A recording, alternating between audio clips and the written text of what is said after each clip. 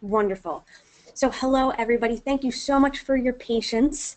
This is the beautiful thing about webinars is when you're doing especially cross-country, you never know what's going to pop up. So we really appreciate your patience as we solve that little sound issue. And we want to welcome everybody to ACCA's webinar on ethics and trust in a digital age. Whether you're in Canada, the Caribbean, or the US, thank you for taking the time to join. Today's webinar will review ACCA's recent research on ethics and trust in a digital age. Strong ethical principles and values will become more important in the evolving digital age, and organizations can trust ACCA members to help them ethically navigate the future. ACCA is shaping the next generation of ethical professionals accountants through our qualification and the launch of the new Ethics and Professional Skills module. Our lead presenter is a senior manager with the Professional Insights team at ACCA. Before we get started, I would like to remind everyone of a few housekeeping rules. Please keep yourself on mute, and we will also be keeping you on mute on our side as well. This is to help eliminate any background noise during the presentation. Secondly, as the webinar is taking place, please type your questions in the chat box. You can find this box on the right-hand side of your screen towards the bottom. You can either send your question to the entire audience or directly to me at ACCA USA. These will be answered at the end of the presentation if there's time. Thirdly, there will be one polling question during the presentation, and we would greatly appreciate your participation in this poll. Next, there will be a short evaluation, which we hope that you'll take a few minutes at the end of the webinar to fill out. And finally, this webinar is being recorded and sent to all attendees. So if you would like a copy, don't worry, it will be sent to you shortly after the webinar is completed. So without further ado, I am going to turn it over to our wonderful presenter. Thank you very much. Let me just... No problem. I'm just going to first go on to that and then show my screen. Right. Hello, everyone. This is Narayanan from ACCA in our office here in London. A very warm welcome to all of you, whichever country you're in, Canada or in the Caribbean or in the US. I'm sorry about the slight delay in the start, but hopefully we should have still plenty of time to go through what we want to talk about today. I just want to check, so I'm hoping that all of you can see the screen that I've just shared. You should be able to see the cover page, Ethics and Trust in a Digital Age. Julie or DJ, can I just check that you can see it? Yes, we can. Great, so I will then just motor straight ahead. What I wanted to do, first of all, was really just give you a little bit of a flavor of what we are trying to do with this piece of research. And just to get things going, I've just got a couple of minutes of very quick video just to get us into it. So if I can just crave your patience and go through that.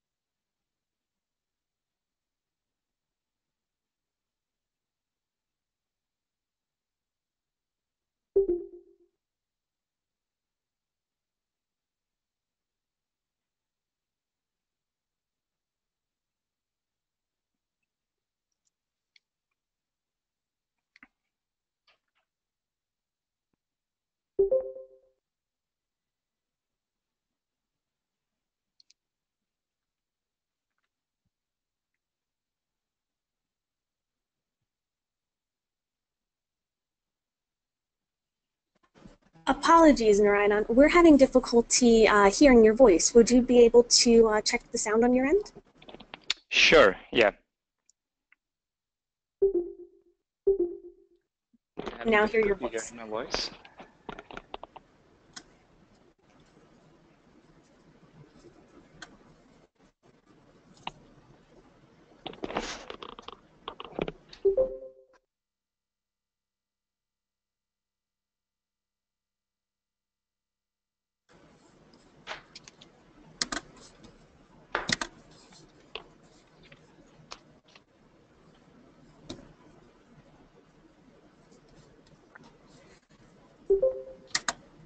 We're able to see the slides moving and we can hear clicks, but we're not able to hear any speech. At the moment, I'm not speaking, so I'm just waiting for the video. Ah, understood. Okay.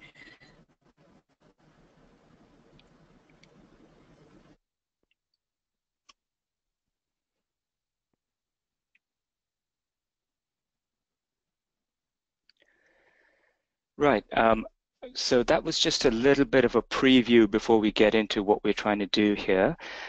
For those of you who might have joined just now, my name's Narayanan Vaidyanathan. I work in ACCA's research team in London. I head up the technology insights area, and I look at a lot of the emerging technologies and also the impact of technology on the future of the accountancy profession. So what I wanted to do with respect to this latest piece of work that we've done is, first of all, to take you through the overall approach for the research, and then to talk you through some of the key messages that emerged from that research, and then finally just to wrap it up with some of the key takeaways that I hope will be relevant to some of the considerations that you might have. So to start us off, in terms of the overall approach, I guess the first question is, how does this fit in, ethics and trust in a digital age? How does this fit into what ACCA talks about in general? So the way this works is, in 2016, we did a very big research piece called Professional Accountants, the Future. Within that piece, we looked at the key skills that are relevant to the professional accountant looking ahead. And we articulated it through this matrix, or this wagon wheel, if you like, of various different skill sets around experience, vision, emotional intelligence, with technical and ethical competencies at the core. We spoke to a lot of people around the world, CFOs, people who are working in practice, in business, and one of the things that emerged very clearly was that at the heart of any future skill set has to be not just the technical skills, but also the ethical underpinnings for those technical skills. And that's the reason why this year, in 2017, we've run a follow-on piece of work to really explore that particular aspect of ethics in a bit more detail. In terms of the research considerations, there are a few guiding principles which inform how we've approached this piece of research. The first thing I'd say is that it's future-looking. So ethics is one of those topics which is as old as human existence, really. So we're not interested in, I suppose, saying what's already been said a million times, and we're trying to look at it in a slightly different way in terms of what's new, given the digital age we're in and given the technology considerations that we all face. What's new from an ethical point of view. So it's future-looking. It's very much about developing an applied understanding. So the report talks a lot about specific digital themes and real-world situations within those digital themes. I'll come on to the themes a little bit more later on, but it's very much about scenarios which can happen at a very kind of human level in terms of things that people can face. And finally, our research is, as always, very global in its perspective. It's informed by the views of professionals around the world. We have a very broad survey of over 10,000 professional accountants, including those who are training to become accountants who've informed our views. Separate to that, what we didn't want was to just have accountants talking about accountants. We wanted this to be a little broader. So we've also spoken to, about 500 plus C-suite leaders, who deal with professional accountants on an ongoing basis within their organizations, and we wanted to understand from them what's working for you, what do you think, or, where is the accountancy profession fitting into the things that you need your business to do, etc. And as I said, it's very global. The survey had over 150 countries represented. Now, the survey is, of course, quite broad, and it covers lots of different countries. But in addition to that, we also wanted to have something which is a little bit more, which goes deep to complement the breadth. And that we did through a lot of in-depth discussions. So we had over 100 plus senior finance professionals, and these are people with whom we had some quite challenging thought-provoking discussions about some of those digital themes which I mentioned, where we rolled out scenarios in front of them and said, hey, how is this going to pan out in your industry, or what are you thinking about how this works for situations that you've seen? And a lot of our thinking is also influenced by that element in terms of the in-depth discussions. So those are some of the research considerations. Now, of course, we haven't done this in isolation on our own. We've been very fortunate to have the support of various other organizations as well. Most notably, IFAC have been a very important supporter for us in this piece of work. We've also been very fortunate to have the technical director of ESBA being able to review our document and provide very helpful comments to help us shape the document. We've also been fortunate to work with many of our partner organizations around the world, Chartered Accountants New Zealand, Australia, ICPAC in Kenya, and of course in this part of the world, IMA, and also Zambian Institute. So they've all, been fantastic in terms of promoting the survey to their members and in terms of helping put the message out within their respective markets. That was the overall approach that we've taken for this piece of work. I'd now like to move into some of the key messages that are emerging from what we've been doing here. And I suppose a good place to start is, what is the structure of the report itself? And I just want to quickly talk everyone through that. We've got, because this can be how long is a piece of string, ethics can be a very big topic, so we've sort of split it into 5 segments here. We've started with a piece around values, which is really what I'd call a baselining piece, which is to say, what do people think about this topic when they look ahead in the digital age? Do they care about it? Do they think it's more important, less important? Are we wasting our time even talking about it? So a baselining piece around the importance of ethics and trust in a digital age, followed by experiences. So we wanted to get some reality. What have people actually faced? And we looked at the last 12 months as our window, and we said, what kind of ethical challenges have you faced in that period of time, to get some kind of real data on what is the reality of what people are facing. Then we came on to application, and this is where those digital themes would come in. And we took specific areas. So when I say digital themes, it could be like cybersecurity, it could be big data analytics, it could be something else. And we said, how would we apply ethics in a particular situation within that theme? And we sort of, played out some scenarios to try and do some experiments around that. And then finally, the last 2 bits around responsibilities and support really speaks to, how does all of this relate to the agenda of the professional accountant? So what do they see as their responsibility in upholding ethics within the organization? And what are the areas where they feel they need support in order to promote ethics and to do what they would like to be doing in this space? So that is the overall structure of the report. And I'm just going to start with that first piece on the left, which is the values piece. So the first thing to say from a baselining perspective is, it was very clear that strong ethical principles and behavior, the view was that this is going to become even more important in an evolving digital age. There are a variety of things at play. One of them is new situations that people haven't seen before, complexities around adoption of new technologies. So if you want to do something like that, you want to make sure that you're doing it in a way that's right, not just in a way that makes money and is commercially very attractive to do. And so people do feel in our sample of survey sample that it is something that's going to become a lot more important as we look ahead. When we talked about the link between ethics and trust, again, that was another thing that came through very strongly, which was, there is an extent to which respondents agree that ethics does help to build trust. And really this speaks very much to the business partnering role of the professional accountant, because given that they need to work with stakeholders internally and externally, it's very clear that there's much more of a likelihood to develop those bonds of trust if there's a view that this person is ethical, particularly because a lot of people mention to us when we're looking at new situations, we don't always have all the facts ourselves. We don't always understand everything about a new technology. If I have to do something related to blockchain, I might actually not know very much about it. And it's very possible that the professional accountant doesn't know a huge amount about it as well. It's new to them as well. And so in that scenario, what I'm banking on with my professional accountant is that I know they will always be ethical.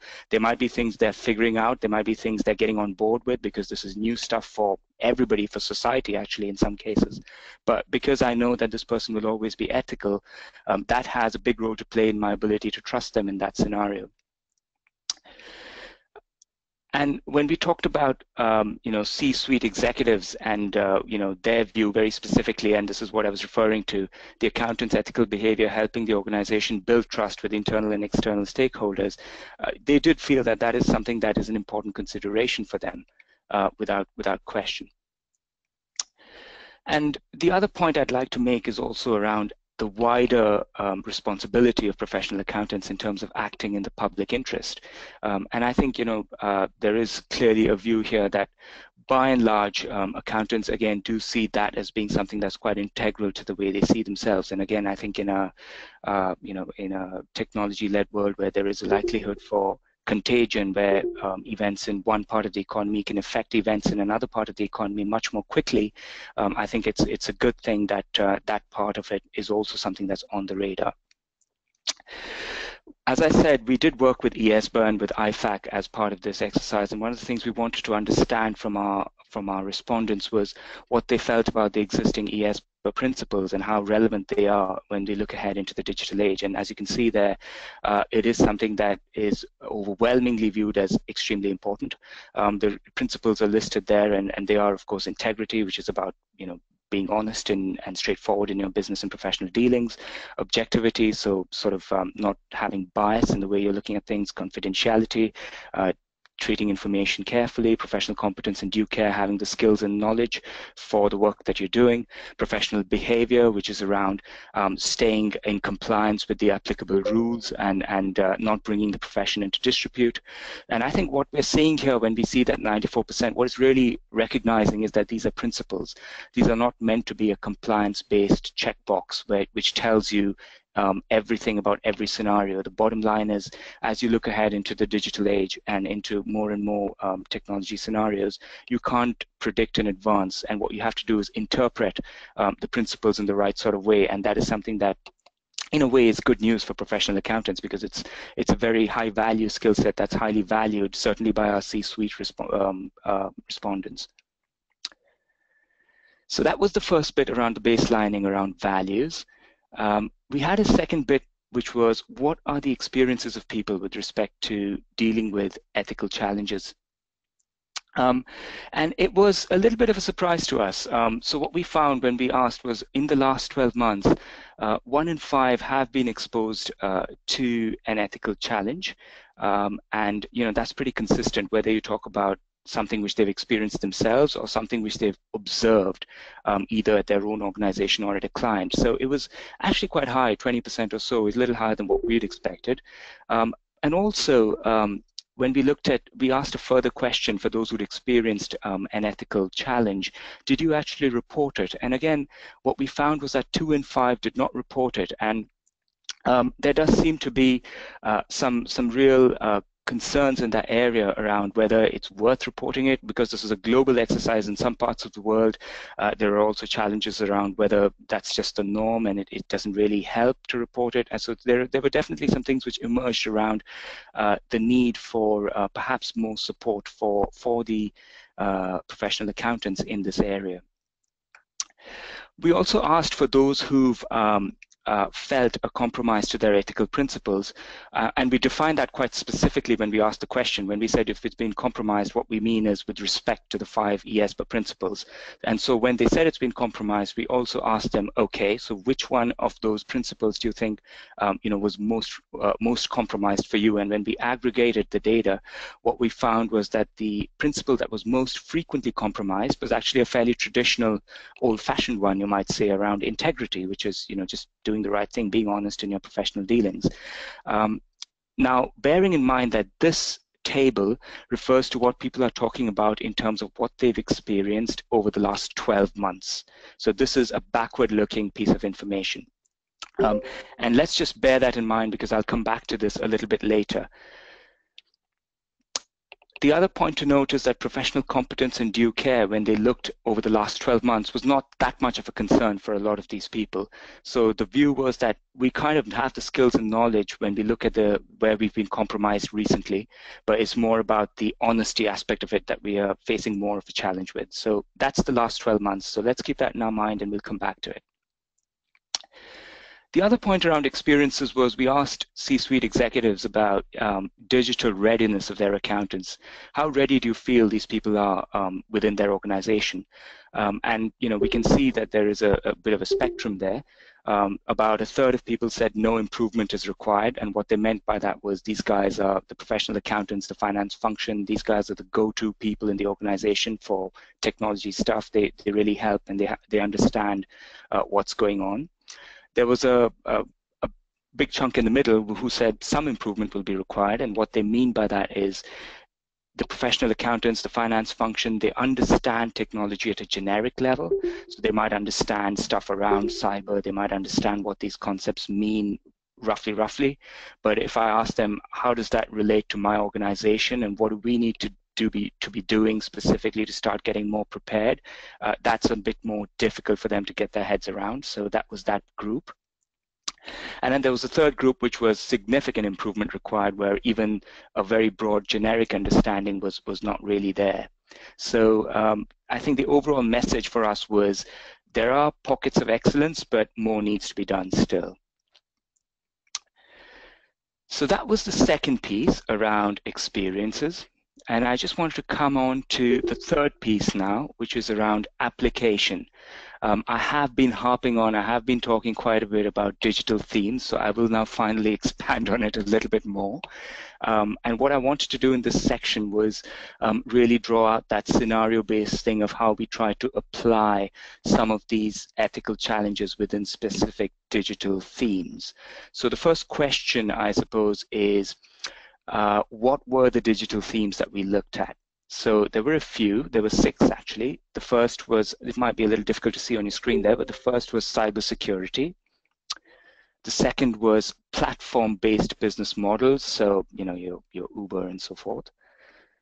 The third was big data and analytics.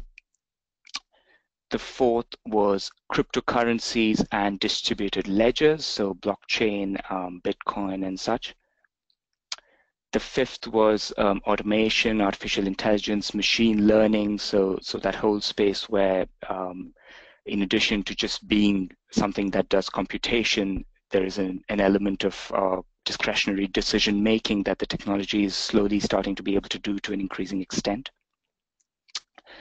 And the final bit was a slightly more traditional one around procurement of technology. And we put that in because ultimately, no matter how modern and how much you talk about new technologies and such, someone's got to procure them, someone's got to get them into the organization, and ethical issues around that procurement process still remain a key consideration. So those were the 6 digital themes that we covered. What I wanted to do now is take one digital theme. Obviously, we don't have time here to go through all of them, but what I wanted to do was take one digital theme and just explore that a little bit. At the start of the session, it was mentioned that we'd have a poll question, so that will come into play very shortly now, and I'll just give some background information leading up to that. So the digital theme that I want to explore a little bit more is the first one that I talked about in my previous slide, which was around cybersecurity. And what I wanted to do was explore this area of ethical hackers.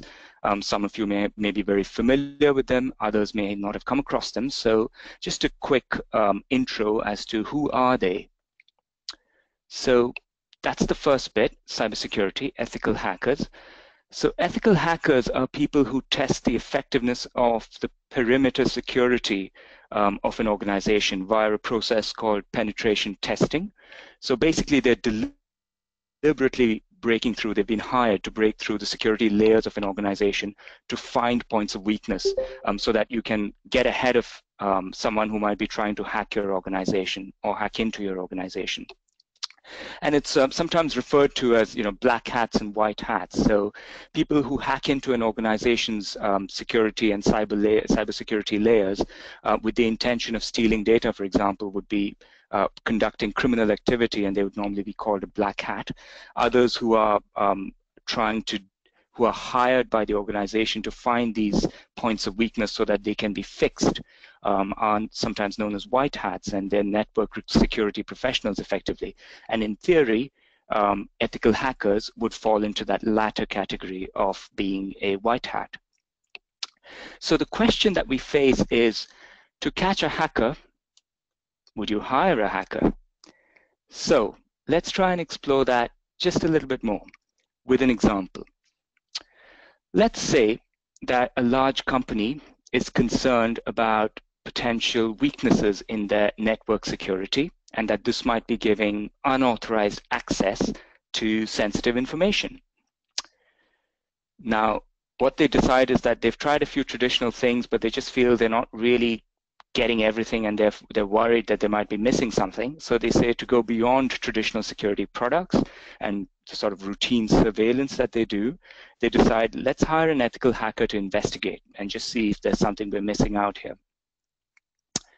So they hire the ethical hacker, and the hacker starts investigating the large company to uncover any of the, as we said, network security issues, any access issues. Now, there's a bit of background information that I want to share with you. Now, this large company obviously has lots of other partner companies, people like suppliers they deal with, etc. And for security, when dealing with these partner companies, the large company system has this kind of auto timeout feature.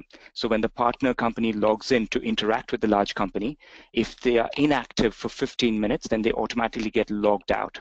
So that's the thing that the large company has put in place to kind of increase their security environment. Now, it's a bit of a pain for some of the partner companies because it's a bit of an inconvenience. So an employee at one of the partner companies decides to be a little bit clever and writes a simple script that basically sends a fake invoice or a fake order every 14 minutes to the large company and then deletes it. And so what that does is it maintains activity levels, and therefore they remain permanently logged into that system that the large company has.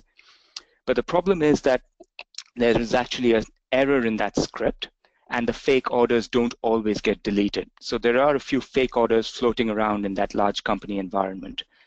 Incidentally, this example is based on a real-world example. So this is a modified version of something that actually was mentioned to us in the course of the work that we did. So this is some background information that's happening as the hacker is doing their work exploring. Now, the hacker gets to work and eventually notices that some orders in the company network look fake and starts investigating. And eventually the trail appears to lead to the partner company. The hacker is then able to identify the partner company's user ID and password and deduces that they are in fact the source of the fake orders. So where does this leave us? The hacker has found a breach and they've traced it back to its true source and real cause, which is kind of what they were hired to do. But in the process, the hacker has accessed the system of a partner company without their knowledge or consent and obtained their user ID and password. So the question for the poll, and I'd love to hear from all of you on this, it's a very simple poll question, which is, did the large company behave in an unethical way? Yes or no? And I'm just going to pause there for a second while we receive a few of your responses.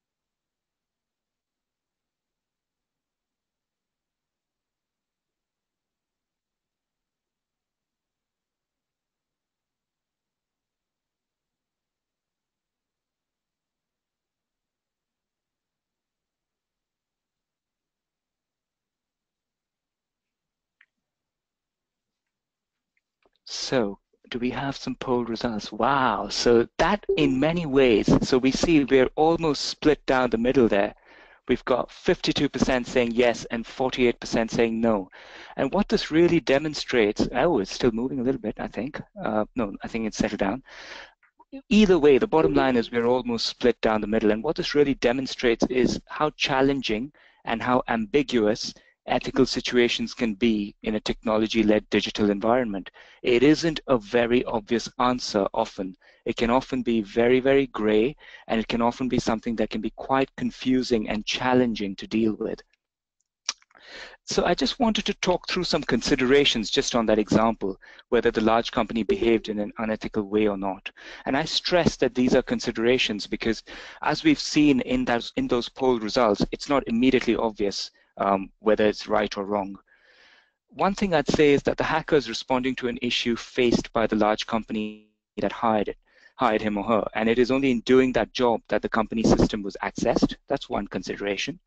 The other consideration was that by restricting checks exclusively to the large company, the hacker could not have actually understood what was going on. The fact is that in a networked world, the company's systems are not operating in a vacuum. They're dealing constantly with other systems outside its own environment. That's just a fact of life, isn't it? And also, finally, it is unlikely that the partner would have told the large company about this issue with that person writing a script on their own because it's clearly not allowed. So how else would the large company have ever found out about this? Now, I stress that I'm not saying one or the other because that's almost not the point of this, but it is, I think, very, very interesting from the poll results that the ambiguity of this situation really comes through.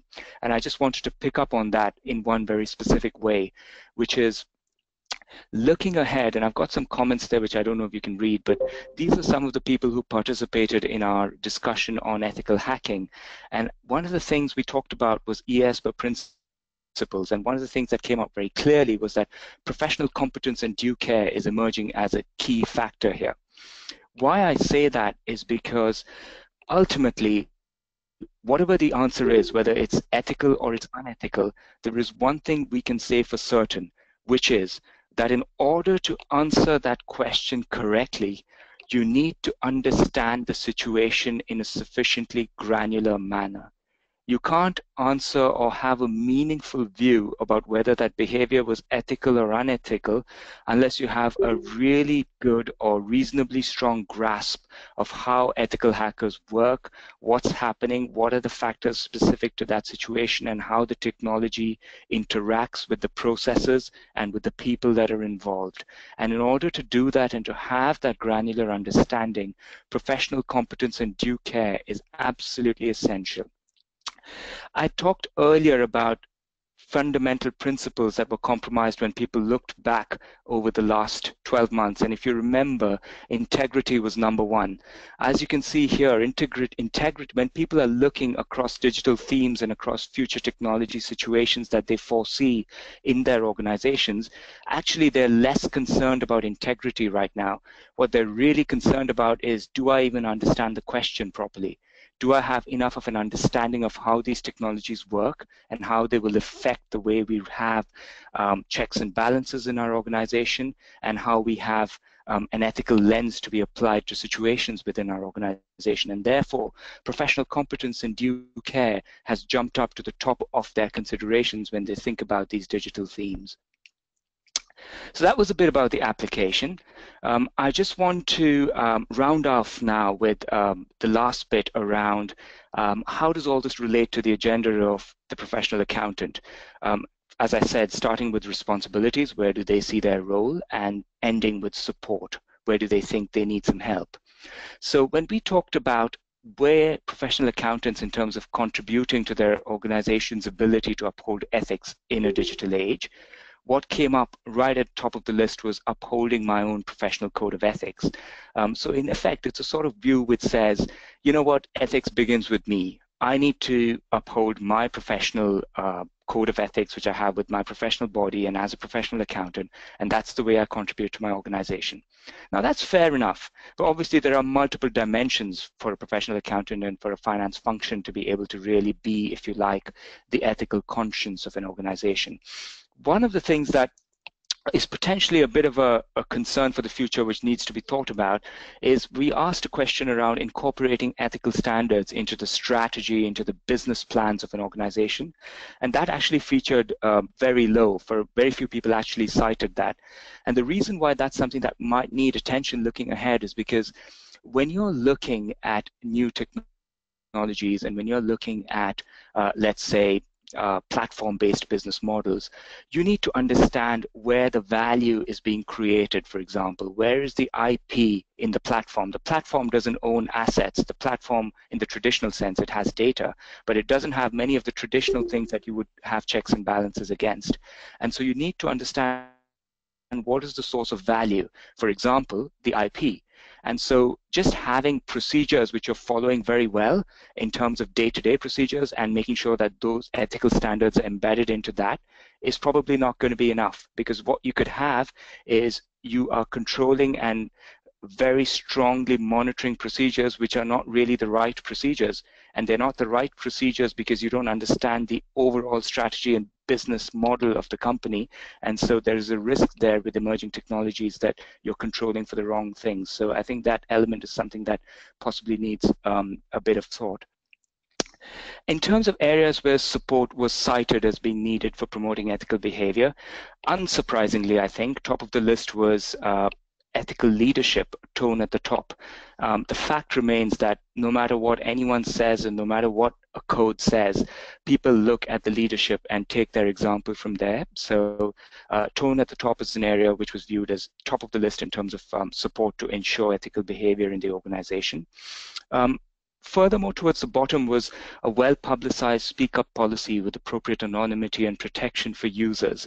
And this sort of speaks to something that we saw a little earlier in the slides, which was around not many people being comfortable reporting when their ethical principles had been compromised. And possibly this is reflecting the fact that there is a view that perhaps support in this area is not viewed as very high on the radar. It doesn't seem to be having much effect, and it's something that needs to be considered a little bit more. Interestingly, the ethics committee was something that came with relatively few number of people citing that as something that they feel is required in their organization. One of the things is that it's a relatively traditional way of dealing with things. It is important, but what I think happens is that for a lot of organizations, when they're looking at difficult ethical questions, setting up the ethics committee is often the first thing they do. So for a lot of people, it's actually already in place. And so it might be another factor in play why it's not something that's viewed as a huge area where there is a perceived need for support or something that will help. So I just wanted to round off now on some of the key conclusions. So the first thing I'd say is that in terms of baselining, what's emerged very clearly is that strong ethical principles and behavior will become more important and in an evolving digital age, and also that ethical behavior is viewed very much as a key enabler of trust. In terms of the fundamental principles established by ESPA, there is a strong view that these remain as relevant as ever. Ultimately, they're principles. They have to be interpreted to a given situation, and there is an onus on the professional accountant to apply that value-added judgment piece to be able to do that. And looking ahead in terms of action points for professional accountants as they navigate ethical challenges in a digital age, I think the first thing was around building knowledge of emerging technologies and digital issues. I think this is something that came out very strongly. I talked about how the emphasis is shifting towards professional competence and due care, and that really links to this aspect where there's a real urgency and a real need to build that knowledge. There was a piece around combining the process control with the strategic view, and again, I refer to that in terms of unintended consequences. So you don't want to have a really strong ethical process and stuff that's embedded into your day-to-day processes, but where you're not sure if those are the right processes in place in the first instance. And finally, there is, I think, something to be considered looking ahead around evaluating mechanisms for reporting unethical behavior, because that does seem to be still an area which is not very easy for people to navigate around. So that, and I'm conscious of time, but I think we've got a few minutes, so we're doing reasonably okay. But that is, in a nutshell, some of the key things that have emerged from this piece of work that we've done. We look at these things as an ongoing exercise. We've put a report out, but it doesn't mean that we stop thinking about ethics. It's something that we think about all the time, and it's ongoing. It links to other parts of our organization as well. As was mentioned earlier on, we've got this new module around ethics and professional skills, and many of the elements in that module, are consistent with some of the thoughts that we have here, for example, around thinking about real-world scenarios, and in fact the evaluation in that module, the final evaluation is all about looking at real scenarios and seeing how you would apply ethics in that scenario. So we're trying to look at this in a very holistic way that really thinks about stuff that is further down the road, the challenges, and how the ethical dimension will need to be very much front and center in terms of ensuring a couple of things. One, that professional accountants are doing the right thing, but also, and I think that's emerged a lot in this piece, this is actually a source of value that professional accountants can bring to their organizations. There are any number of CEOs out there who look at this stuff in technology and they think, I don't really know if I'm doing the right thing. And actually the ability of the finance function, the CFO, the professional accountants to step in there and say, actually, I have a point of view here. I have a view of what good looks like. I have a view of how we can approach this in a way that's responsible and ethical, is really valued, because there aren't a very large number of people who can do that. So I'll stop there now. Thank you very much for your time and attention. I don't know if we have time for any questions, or if indeed there are any questions. Julie or DJ, if I can seek your help. Yes. Thank you so much for that wonderful presentation.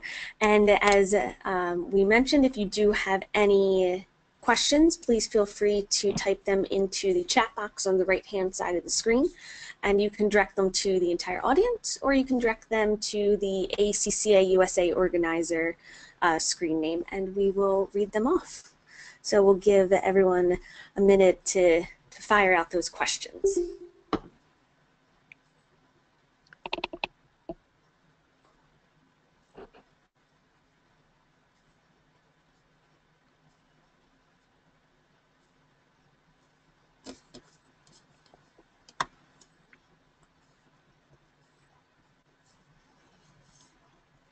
So if you have any questions based on the content that was within the presentation, please let us know.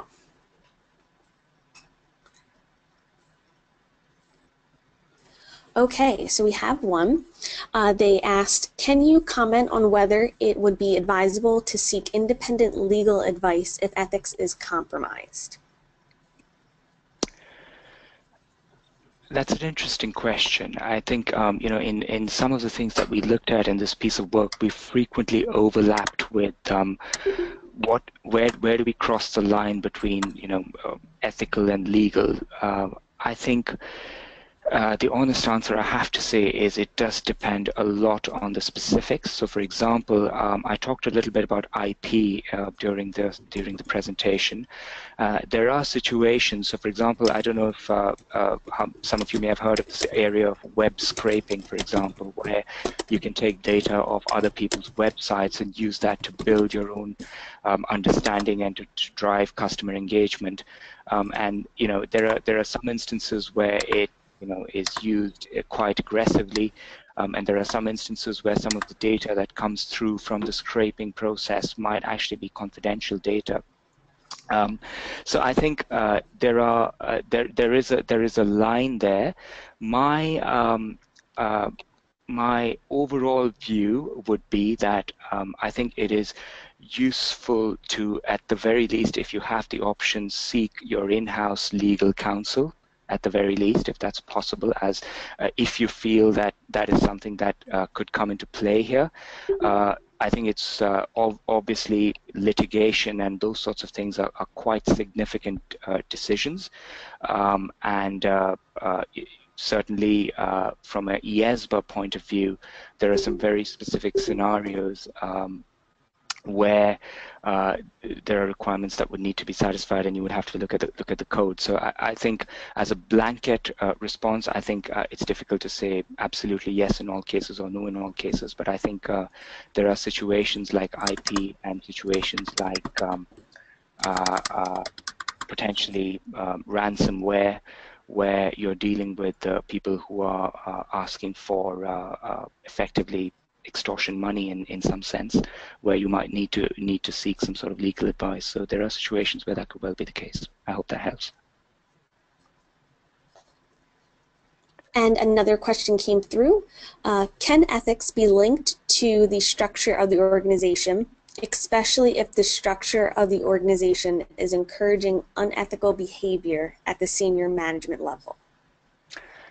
I think that's a very interesting question, and I think it's a very, very important question, in the sense that when you think of this whole space of whistleblowing and you think about corporate governance and the ability of, and this is something that plagues small organizations, and it plagues the largest organizations as well. The biggest banks have been known, and I'm not going to name names, but the biggest organizations in the financial sector have been known to have issues around whistleblowing, where the anonymity of the whistleblower was compromised because someone very senior actually went out of their way to figure out who it was that blew the whistle. So I think this is a very, very important area. I absolutely think that organizational structures are key.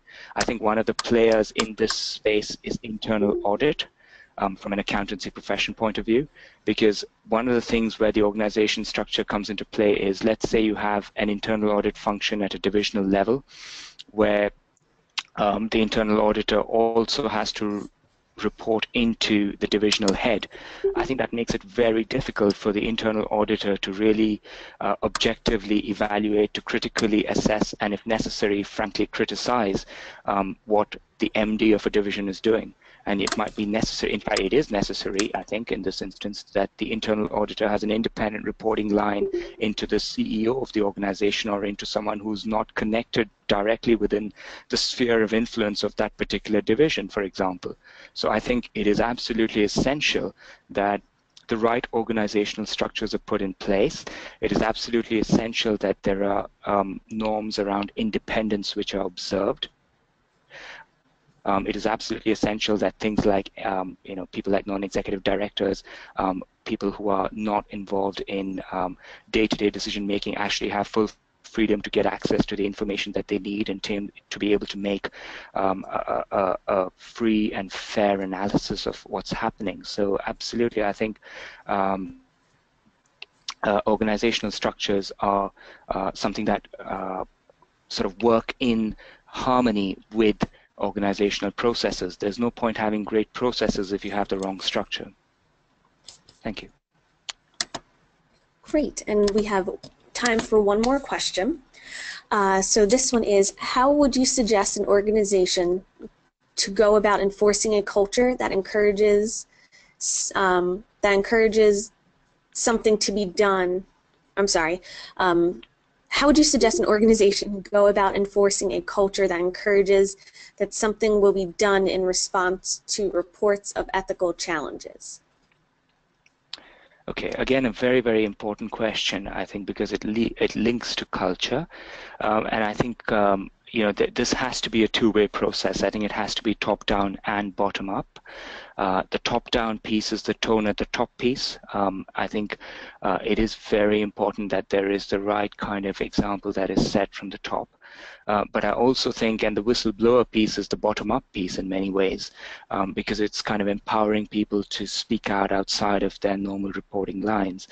I think the other thing which is also helpful is to have the ability for engagement outside of your immediate operating environment. So, for example, through third-party training processes, through mentoring. So one of the things that someone mentioned to me, which they found quite useful, was they were in a division and they had a reporting line, and they had some concerns about some stuff.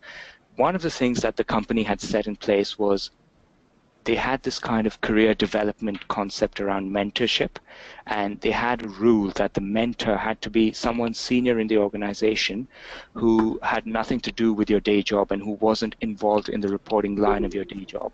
What that did was that gave this individual the opportunity. They were actually supposed to talk to this individual about their career, but actually what happened is it also gave them the opportunity to talk to a very senior person who wasn't directly involved in their reporting line, and to be able to discuss concerns of an ethical nature, and to be able to get ideas about how to escalate this in the right way, and how to have a certain amount of confidence that they were doing things, how to have, first of all, a sounding board, because sometimes you don't even know if what you're perceiving to be unethical actually is unethical, or are you overreacting, or are you thinking about things in the right way. So it really helps to have someone else to talk it through with. So one of the things that this company did was to almost combine that with the kind of career development agenda as well. Through this mentorship program. Now, that's one company, that's one example in one country, but I think the broader principle here is to have a wider networked, wider opportunities for networks within the organization. Generally speaking, the more networks you have which are lateral and which are across the organization, the more likely it is that it will be possible for unethical behavior to come out and not be hidden. That's what I'd say there. Great. So I think that wraps up the timing for questions that we have. Do you have any final words for the group before we sign off? I'd just like to say thank you very much for your time and attention. I hope you found this helpful. And you know, ACC is a very global organization. We've got our representatives, as you know, in your part of the world. And you know, feel free to, you know, if you've got any further information or interest, feel free to reach out to them. And you know, we'd be very happy to stay connected. That's it. Thank you very much. Well, thank you again for taking your time, or taking the time to present to the Caribbean, Canada, and the U.S. membership. We really appreciate it. And we will be releasing this recording probably within 24 hours. It just needs to process in our system, but you will receive an email from ACC USA with the link. You will be asked for, your first name, last name, and email to access that link, so just be prepared for that. And if you do have any questions regarding this presentation or any work that we're doing in any of the 3 markets participating, feel free to shoot us an email at acca.usa@accaglobal.com. Again, acca.usa@accaglobal.com, and we'll make sure that your questions get to the appropriate personnel. So thank you all so much for coming today, and we will talk to you very soon. All right, have a great day.